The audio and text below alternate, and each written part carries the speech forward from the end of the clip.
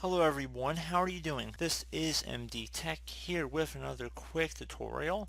In today's tutorial I'm going to show you guys how to resolve if you're coming across a bad pool header blue screen error on your Windows tutorial. So it should hopefully be a pretty straightforward tutorial, and we're going to go ahead and jump right into it. So we're going to start by opening up the start menu. Just go ahead and left click on the start button one time. Type in device manager. Best match to go back with device manager here. You want to just go ahead and left click on that.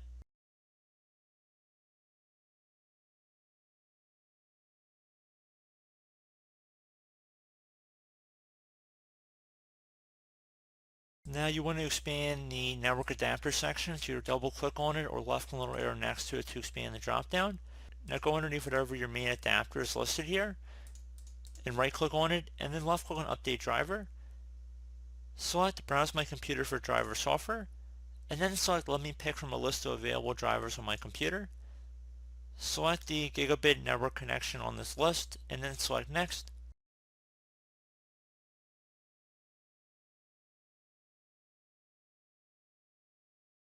Once you're done with that, select close out of here. Would also suggest opening up the start menu, type in File Explorer.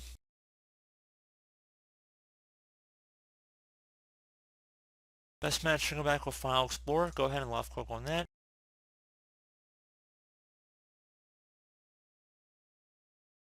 Select this PC on the left side and then go underneath whatever drive Windows is installed on. There should be a little Windows icon above the hard drive logo, and you want to right click on it. Select Properties. Select the Tools tab, and then underneath Error Checking, this option will check the drive for file system errors. Select Check. Select the Scan Drive.